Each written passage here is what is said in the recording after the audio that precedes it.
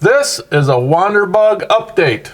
It's been a while since we've done an update on our Baja Bug project. Yeah, we've got a lot done since you saw it last, so let's get started. For those of you who don't know, this is our to-do list. On this side, we have our needs, and on this side, we have our wants.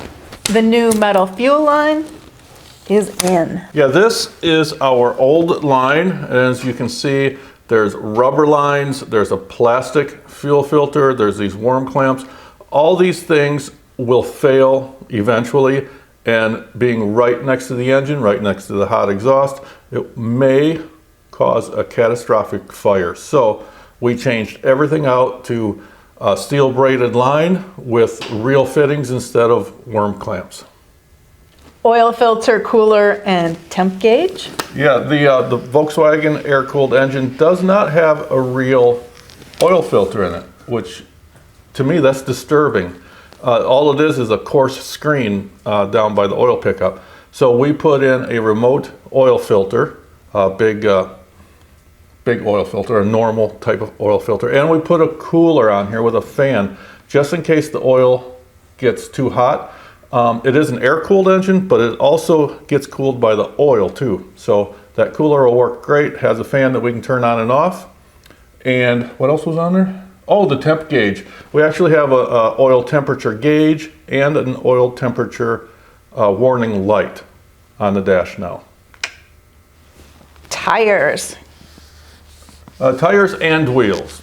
Last episode we showed you some new rims that we bought. Nice chrome American racing rims. In fact, here's one right here. Turns out that, and I didn't know when we bought them, these are actually 14 inch. We wanted 15. The ad on Marketplace said that they were 15s.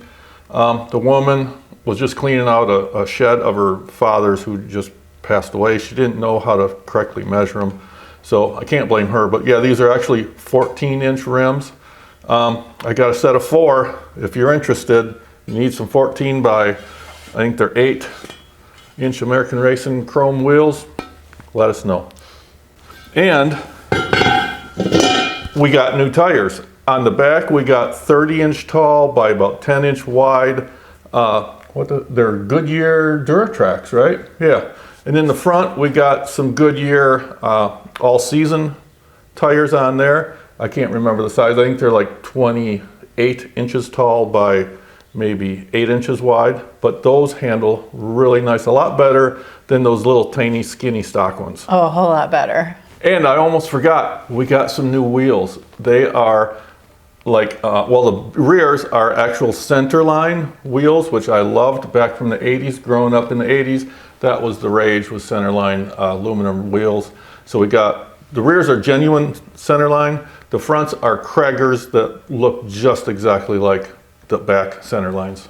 They're pretty sexy. They are nice. Next, we replaced the gas tank. Now, I was not thrilled about this, but now that he's got it in, I kind of like it. Yeah, well, you may remember that when we bought the Bug, it had this kind of rat rod kind of tank in it. This, they took the old tank out. We do have the old tank, which we put back in. This sat up high and back a little bit than the original. It did allow access to the fuel pump and the brake master cylinder, but it took up a lot of space in the cargo area. So I put the stock tank back in, and it sits forward a little bit more in the car, getting the weight forward, and it sits down in there a little bit. What's really cool about the old tank, and this sounds kind of stupid, but there's no fuel gauge in this car. I think it might have been an option back in 1960, but we didn't get that option. So what it is you actually, to check your level, take the cap off, put a stick in it, and you check it that way. And another really cool thing is when you're starting to run out of gas. Here, wait a second, I'll go get something. Okay, this is the pickup in the stock tank. This is where the fuel comes in through the screen and out through the hose. And right here, you can see that you can turn, there's a valve right here. And what that does is normally fuel goes in through this one, which is taller. But when you're running out of gas, when you feel it chugging, running out of gas, there's a lever down by the accelerator pedal. You turn that a quarter of a turn, and that turns this valve, and then it starts picking up off the shorter pickup in the tank.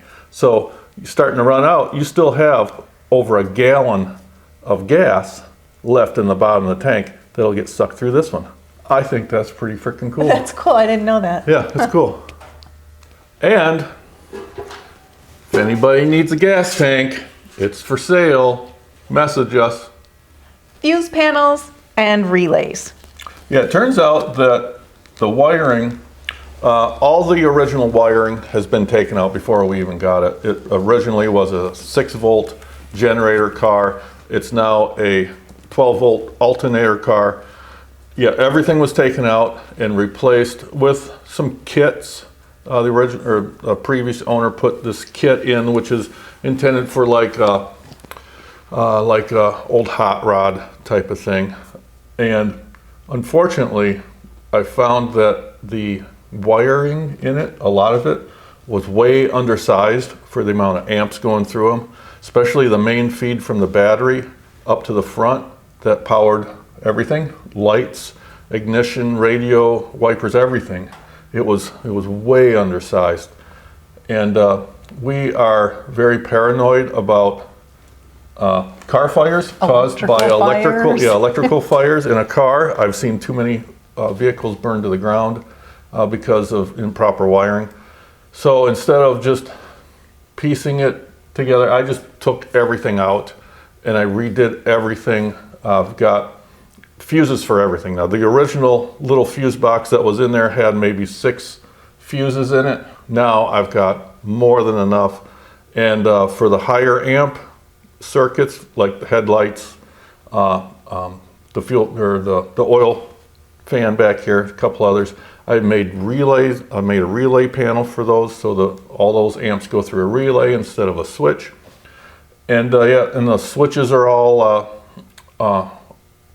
redone and sized properly. So now I have no issues with anything starting on fire. So eventually we could trailer a hot tub, and next we replace the front shocks. Yeah, I was wondering why it rode so rough in the front. I just thought that maybe it was because there's hardly any weight on the front suspension now because, you know, things have been taken off. And it's old. And it's old. But it turns out, one day I was working underneath the frunk, in the front trunk, and I was pushing down on it, and I noticed it wasn't pushing down at all. And I got on the bumper, and I pushing down on it, and it would not go down. Come to find out that our front shocks are froze solid. These are some old Bilsteins that came with it, and they're very greasy.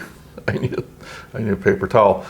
So yeah, these are froze up for some reason. Both of them did it at the same time. So I went on Amazon, bought some cheap ones, put those on, and they're working fine.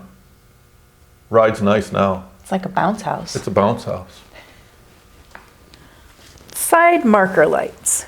Now, I really like the ones that we got with the Bug. Yeah, there were those hot rod looking things that said stop. They were so cool. They said stop. Yeah. But the thing is, when you were driving behind the Bug, you couldn't see them. Yeah, they had it was a glass lens on them, and it was a smoked lens, you know, thinking that's really cool. And it was cool. It was cool, but you just couldn't see them at all. So the person behind us couldn't see brake lights, they couldn't see our turn signals. Yeah, they were way too dim. So I went and I found some online. The ones we put on are, they're meant for semi-tractor trailers, marker lights and such, and the ones we have the 2 lights in it, so they service us with running lights and brake lights, turn signals, and side marker lights too, because we have to have side marker lights to be legal. We didn't have them on here before with those lights.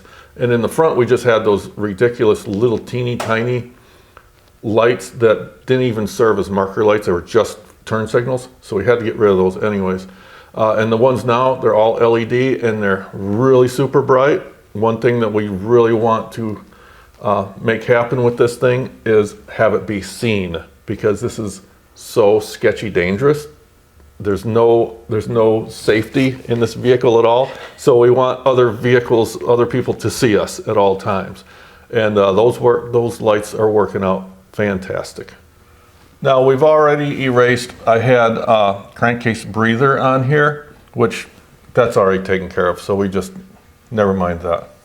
So what, air cleaner. Air cleaner. On the engine, yeah.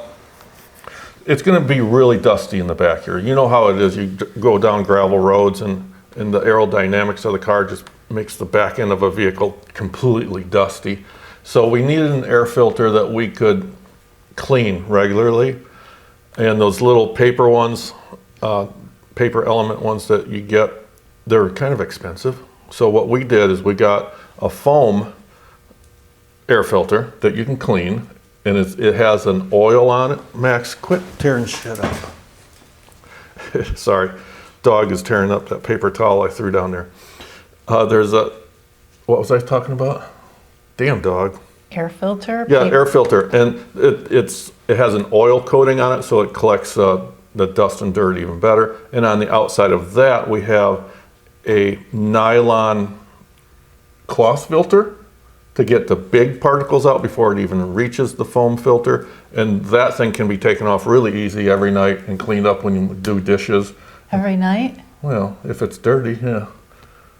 When you do dishes, so you're going to throw that in with the dishes? When you do dishes, yeah. So you're going to throw it in with the dishes? And, why not? Yeah, great. Yeah. Glad, as long as you're doing the dishes. I cook, you do dishes. So yeah, that's where we're at with that. We're really happy with it. So on to the next. On to the next, wipers. Wipers, we're still playing with those. We're still playing with those. What it is we have the original wiper motor on there, and it's a 6-volt motor. And it doesn't work worth a crap, but what I have is I plumbed in for the lows, for the low, and that goes really slow. For that, I brought power through a resistor, bringing it down to the 6-volt. So that's cool. For the high, where they go really fast, I put straight 12-volt into it. And they go pretty good. Hopefully the motor will last. We really haven't been out in a big rainstorm, so. Not really. So next swap meet, or multiple swap meets, I don't know how hard this is going to be able to find, but I need to get, I think it's a 67 or newer 12-volt motor for it. Wiper blade motor. Wiper blade motor, and I think that has the 2 speeds in it. But right now, works great. And the washer, do we have that on there? No, that wasn't on there. I put in a little washer bottle I got off of Amazon. It was dirt cheap, and it works pretty good. The problem is the sprayer that's mounted on the hood to spray the windshield. I can't find one that works properly. The first one I got, it sprayed right down at the very bottom of the windshield, even below the wiper blades, and it didn't even get above the wiper blades wet. You can't adjust the... No, I tried. It just goes straight. Then I put another one in, and it actually goes up over the car. It doesn't even hit the windshield at all. And I've tried to adjust it too, and so that's a work in progress. I think we're better off just taking a bottle of water and doing it that way. We'll see how that goes. Front bump stops. Yeah, it didn't have any. Didn't have any of the rubber bump stops on it. It was just when the suspension hit, the topmost and bottommost, it was just metal on metal, and it was quite a jolt. So I just bought some off of, I think I got them through J-Bugs, just the urethane ones that you just pop on there, and now it takes up the shock wonderfully, a lot better than clang, clang, clang. Run oil line through intake. Yeah, this was something that we didn't do right away when we put the engine in. Seward Speed Shop took our intake manifold and tapped threads into it, because originally a Volkswagen gets heat for the intake manifold from the exhaust. There's these tubes that come up from the exhaust and heats the intake manifold, which is necessary to prevent carb icing and to keep the fuel suspended in the air as it passes through. It has to be heated. We didn't do that at first, but we got to it, and I just put, instead of those, we no longer can put exhaust through there, so I ran hot oil through it, which may not be as good as running hot exhaust through it, but it seems to be working good. So I have it plumbed from where it comes out of the engine, goes right through that intake manifold, and then out to the oil filter and the oil cooler, and then back into the engine. It seems to be working good. It's a good system. Okay, so what's left on our needs list? Not as many now. Not as many We are now, whittling it down. but they're kind of high dollar items. The roof rack, I know which one I want. There's a guy out in Idaho that makes them in his garage, and they're exactly what we want. We're able to put the spare tire up on top, place for some roof lights. Yeah, they're like, it's like $800, something like that. So it's going to have to come soon, but we have other things to do. The roll bar. That's a need. That's a necessity. It yes. is, because that way we can put shoulder straps in this thing. Right now, all we have is a lap belt, and man, you kind of feel naked driving this thing. It doesn't feel real safe, especially with no airbags. Yeah, oh yeah, there's nothing. In fact, there's no cushion for the steering column either. Yeah. So when you hit that steering column, it's solid. So yeah, shoulder straps are a necessity. So that'll be coming. I think we'll do the roll bar and the side Nerf bars at the same time. Get them from, there's a place, what is it, Apple Tree over in Michigan. I think we'll run over there one day, save us some shipping costs and pick those up. And then we have the transaxle and the arm bushings too, and wheel bearings and seals and everything else at the same time. But the transaxle, we're going to be talking with our buddy over at Seward Speed Shop really soon, in the next week or two, and get that ball rolling. We're going to have a completely rebuilt transmission with new ring and pinion to compensate for the taller tires, and we're going to talk about maybe re-gearing some of the gears in it to get maybe a lower first gear for crawling through obstacles and stuff, and maybe a higher fourth gear to make it a little bit more comfortable at speed on the highway. But yeah, we're going to be talking about that. That's going to have to come soon, sooner rather than later. Another need that I see, it's not just a want, it's a need, is to sound deaden the inside, because it's so loud. This thing is... And put in door panels and a rubber mat in the door. Anything to keep the noise down inside, because it is really loud, especially thanks to this thing right here. And a Volkswagen is loud anyways, because it's a big sewing machine engine back here. But it's, yeah, that's a... I think that's a need more than a want. I think so too. I thought that we would be able to put up with it for a while, but yeah. In fact, when we get to it, radio, yeah, at 60 miles an hour, you can't hear the radio. So we have the radio now. Yeah, we do have, we put in a radio. I got the cheapest thing I could find, and cheap speakers I could find on Amazon. It doesn't work all that great. It's not really loud, doesn't sound all that great, but it's a radio. It's music. It's music. And I mean, we're not big stereo heads, so you know, we have pretty simple needs as far as the radio. But it's in, and it works.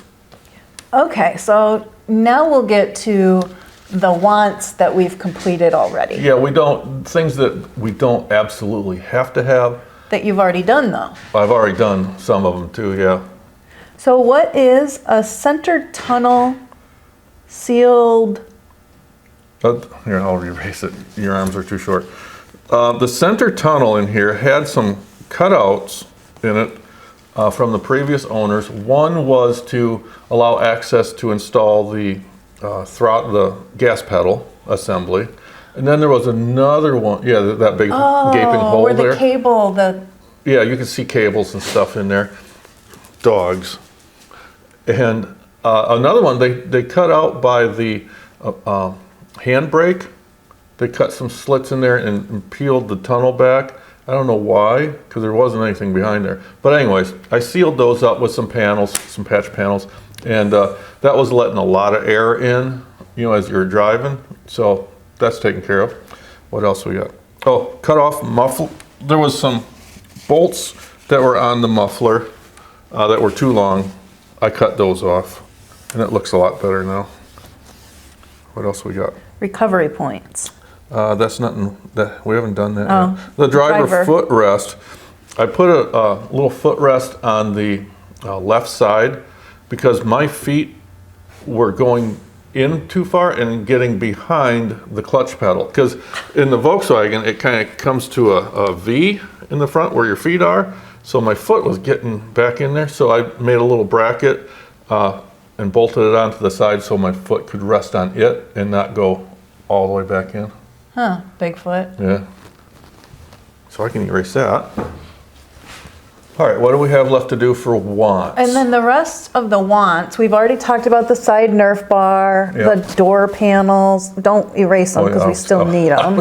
Sorry. Floor mats we've talked about. Yeah, the door panels, you're going to take care of that. Yep. And they're going to be just the black upholstered door panels, and that'll absorb sound. Right. Yeah. But we need door locks.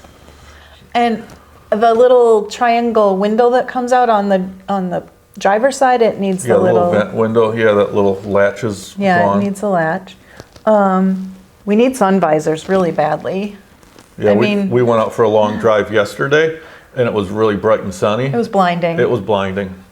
It So sun burned- visors would work. Burned my retinas. Okay.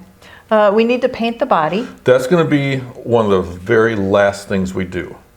Because while we're working on it, there's a big chance of scratching it. Sure. So in fact, that might not even happen this year.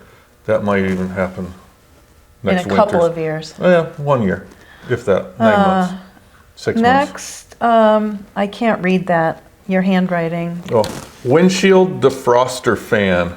Oh. Yeah, I'm just gonna get one of those little tiny little electric fans and somehow mount it. I mean, maybe up by the mirror or something, just to blow some air on the windshield. Maybe that'll help with the defroster. Because we have no defroster at all in there. So Which so far hasn't been a problem, but it will be when we It will take be. trips and it rains Yes. and different Absolutely. temperatures. Okay, I get it. So then recovery points and winch. We can pick this thing up between the two of us. I'm not sure I that know we it. need a winch. I'm not so sure, although this thing only weighs less than 1,600 pounds. So, Max, stop it, come here. I'll show you who is causing all the trouble here this morning while we're filming. This is Max. And it's so light that we could use an inexpensive ATV winch on it. Huh. But that's down the road. I think that to begin with, I think a set of traction boards will get us out of trouble. Yeah, Fine. and definitely recovery points. Those are important. Yeah, we have to reinforce the front and rear Nerf bumpers that are on here, get them attached a little bit more secure so you can actually pull and even yank on them a little bit. That's pretty important. Okay, and then finally, tack. And cylinder head temperature gauge. We have 2 spots on the dash. Right now we have a fuel gauge, which is unusable. And then we have a vacuum gauge, which is unusable for our application. So I was thinking of replacing one of them with a tiny tack and then the other with a cylinder head temperature. On this new block, this is a fuel injection block, and it comes with a provision for a cylinder head temperature gauge. So I might just do that. My eyes are glazing over. Yeah, yeah, but that's down the road. So yeah, this is what we have, and we're going to be adding more stuff over here as we think about it, I'm sure, and more stuff over here too. But it's coming along really nicely. It's drivable. We have a few quirks to work out. I have a problem with the front brakes not releasing pressure as we're driving. So they're hanging up as we're driving, which is causing a problem. And I also have to get it back to Stewart Speed Shop and let them tune up the carburetor. We never really did a good tune on it. We just, when he finished building the engine, we just brought it home, threw it in, and we've been playing with it.